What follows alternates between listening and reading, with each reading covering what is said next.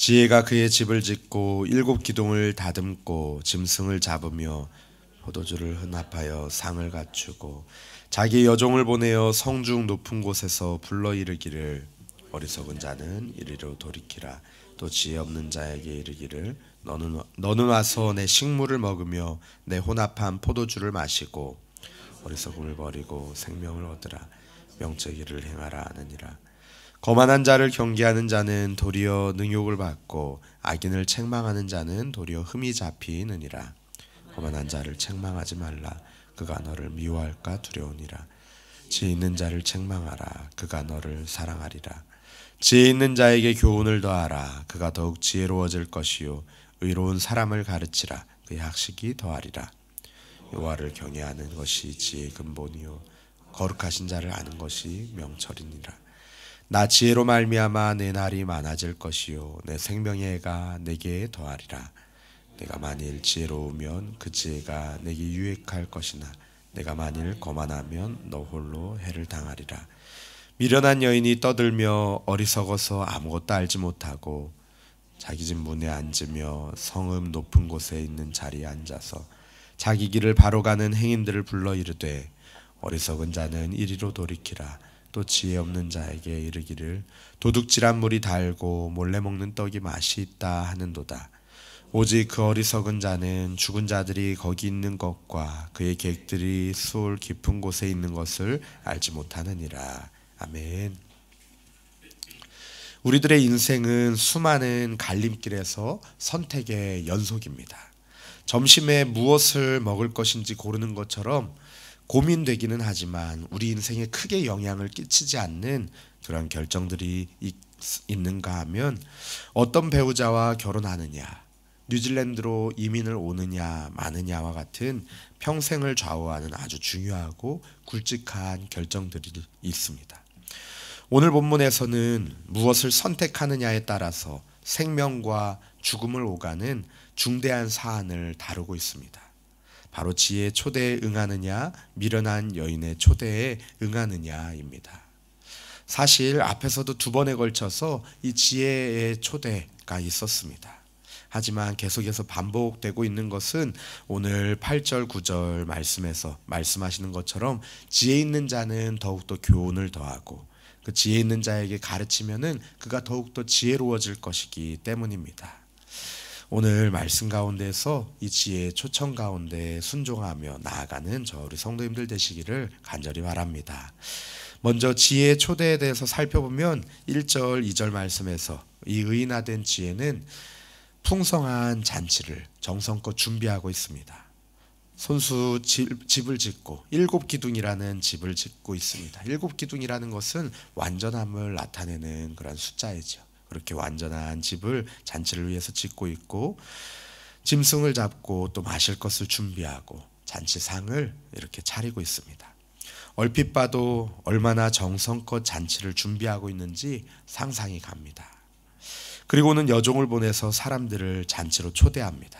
높은 지위에 있는 사람이나 유명한 사람을 초대하는 것이 아닙니다. 돈이 많은 사람이나 성공한 사람들 몇 명만 초대하는 것도 아니고 성중 높은 곳에서 모든 사람들을 향하여서 초청을 선포합니다. 앞선 지혜의 초대들이 성문과 시장에서 이루어진 것처럼 모두에게 열린 공간에서 모두를 향한 그런 초청이 이루어지고 있습니다. 그런데 특별히 어리석은 자와 지혜 없는 자들을 콕 집어서 다시 한번 초청하고 있습니다. 우리 4절에서 6절까지 말씀을 함께 읽어보겠습니다. 4절에서 6절입니다. 어리석은 자는 이리로 돌이키라. 또 지혜 없는 자에게 이르기를 너는 와서 내 식물을 먹으며 내 혼합한 포도주를 마시고 어리석음을 버리고 생명을 얻으라. 명철의 길을 행하라 하느니라. 아멘. 만약 보통 사람들이 대접을 해야 할 경우라면 이런 부류의 사람들은 좋아하지 않을 것이고 더욱이 그런 자들에게 초대를 하지도 않을 것입니다. 하지만 지혜는 그런 자들, 어리석은 자들, 지혜 없는 자들, 살이 분별하지 못하는 이러한 자들을 초대하고 있습니다. 지혜로부터 이 어리석은 자들이나 지혜 없는 자들은 멸시받거나 희망 없는 자라고 포기되지 않습니다. 왜냐하면 우리 주님께서는 의인을 부르러 오신 것이 아니라 죄인을 부르러 오셨고, 자기들이 본다고 말하며 스스로 지혜롭게 여기는 자들을 부르러 오신 것이 아니라 어리석은 자들을 깨닫게 하기 위하여 오셨기 때문입니다. 그렇기 때문에 스스로 궁핍한 자, 스스로 연약하다 여기는 자들은 누구든지 다른 곳으로 나갈 것이 아니라 주님께로, 우리 주님께로 나아가야 할 것입니다. 그 부르시는 초청의 내용이 무엇입니까? 어리석은 자는 이리로 돌이켜라. 또 지혜 없는 자는 내가 직접 준비한 이 잔치에 와서 먹고 마시라고 말씀합니다. 즉 어리석음을 버리고 지혜의 초청에 응하라는 것이지요. 어리석은 자들이, 지혜 없는 자들이 지혜의 초청에 순종하며 이 잔치에 참여하게 된다면 지혜가 주는 생명을 얻고 또 명철의 길로 행하게 될 것입니다. 생명의 잔치로 부르는 이 초대는 이사야서에서도 볼 수가 있습니다. 이사야 25장에서는 하나님께서 당신의 백성들을 위해서 기름진 고기와 좋은 극상품의 포도주로 잔치를 열어주시고 수치를 제하시며 눈물을 씻으시고 사망을 영원히 멸하신다고 말씀하셨습니다.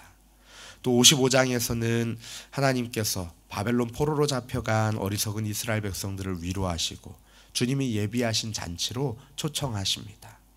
목마른 자, 돈 없는 자들을 부르시면서 와서 값없이 하나님이 준비하신 그 잔치에 참여하고 그것을 먹고 마시라고 하십니다. 이 어리석은 백성들이 할 것은 그저 하나님께로 돌이키고 하나님의 말씀에 귀 기울이며 생명의 말씀으로 나아가는 것뿐입니다. 하나님의 말씀에 귀 기울이고 하나님께로 나와 하나님의 말씀을 들으면 사망을 영원히 멸하여 주실 것이고 우리 영혼이 살 것입니다. 모든 얼굴에서 눈물을 씻겨주시고 수치를 제하여 주실 것입니다. 그에 반해서 미련한 여인의 초대는 전혀 다른 모습입니다. 오늘 본문의 뒷부분에는 지혜의 초대와 비슷하지만 그 결과는 전혀 다른 초대가 나옵니다. 바로 미련한 여인의 초대입니다. 그런데 이 미련한 여인의 잔치 준비는 지혜의 정성스러운 잔치 준비와는 정반대의 모습, 전혀 다른 모습입니다. 지혜가 잔치가 열릴 집을 짓고 7 기둥을 다듬고 먹고 마실 것을 준비하며 상을 차리는 것과는 달리 이 미련한 여인은 떠들며 어리석어서 아무것도 알지 못하고 그저 정숙하지 못한 여인처럼 자기 집 문 앞에 널브러져 앉아 있을 뿐입니다. 하지만 지혜의 여종이 그랬던 것처럼 성읍 높은 곳에 있는 자리에 앉아서 자기의 길을 바로 가고 있는 행인들을 초대합니다. 그 초대 내용이 무엇인지 우리 16절부터 18절까지 말씀 함께 읽겠습니다. 시작. 어리석은 자는 이리로 돌이키라. 또 지혜 없는 자에게 이르기를 도둑질한 물이 달고 몰래 먹는 떡이 맛있다 하는도다. 오직 그 어리석은 자는 죽은 자들이 거기 있는 것과 그의 객들이 수월 깊은 곳에 있는 것을 알지 못하느니라. 아멘. 이 16절의 미련한 여인의 초대를 보면은 4절의 지혜 메시지와 토시 하나 틀리지 않고 똑같습니다. 어리석은 자와 지혜 없는 자를 향하여서 초청하고 있습니다. 그런데 다른 모습은 무엇이냐면 자기 길을 잘 가고 있는 이들에게 이리로 돌이키라 라고 말하고 있습니다. 그리고는 도둑질한 물, 몰래 먹는 떡이 맛이 있다고 말합니다. 자신이 잔치를 위해서 준비한 것은 전혀 없고 도둑질한 물, 몰래 먹는 떡을 먹으라는 이야기인 것 같습니다. 직접 짐승을 잡고 음료를 만들고 사랑의 잔치를 준비하는 지혜의 모습과는 정반대입니다. 뿐만 아니라 그 결과는 더욱더 심각하죠. 이 초대에 응하는 자들에게는 죽음이 기다리고 있고 이 잔치에 참여하는 손님들은 수월 깊은 곳으로 가게 될 것입니다. 이 미련한 여인의 초대는 잠언 5장에서 말씀하는 것처럼 꿀을 떨어뜨리며 그의 입은 기름보다 미끄럽습니다.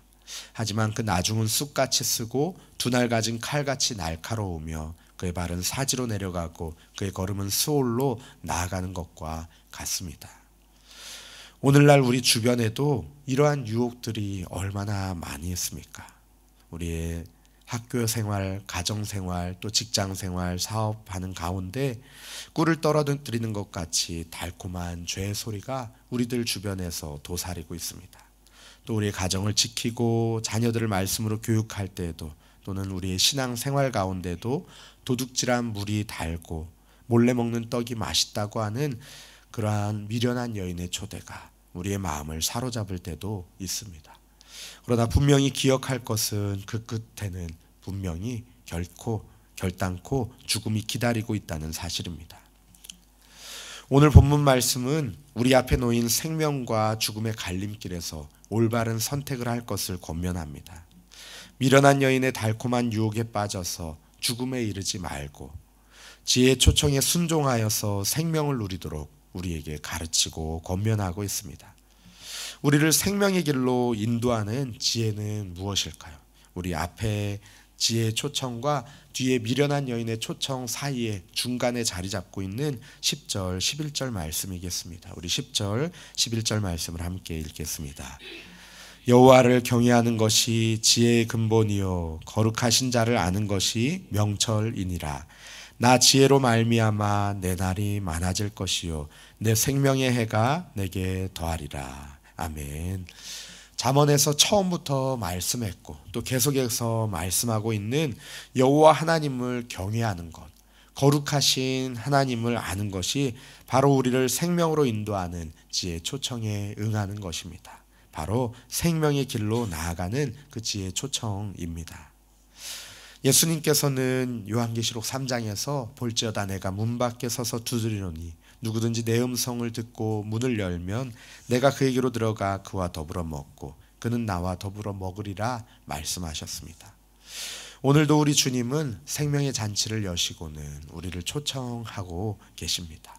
주님께서 부르실 때 그 음성에 날마다 반응하여서 순종함으로 나아가시기를 축복합니다. 우리의 가정과 직장에서 또 사업장에서도 또 친구들과의 모임 가운데서도 우리의 신앙생활 가운데서도 미련한 여인의 초대에는 귀를 막고 하나님의 능력이요 하나님의 지혜이신 우리 주님과 더불어서 값없이 먹고 마시면서 생명으로 나아가시기를 예수님의 이름으로 축원합니다. 우리 시간에 함께 말씀을 기억하며 기도하겠습니다. 함께 기도하실 때에 하나님 우리들 앞에 놓인 갈림길 가운데서 생명의 길을 택하는 자 되기 원합니다. 그 길이 좁은 길일지라도 지혜의 초청에 순종하여서 그 지혜의 길로 생명의 길로 나아가는 우리들 되게 하여 주시옵소서. 예수님께서 문 밖에 서서 두드리시면서 그 생명의 잔치로 초청하실 때 아버지 우리들 문을 활짝 열고 주님 우리의 삶을 다스려 주시옵소서. 오늘 하루도 주님께서 인도하시는 삶 살아가게 하옵소서. 그리하여서 주님과 함께 먹고 마시며 교제하는 친밀한 교제를 나누는 우리의 삶이 되게 해달라고 주님 앞에 간절히 기도하시겠습니다.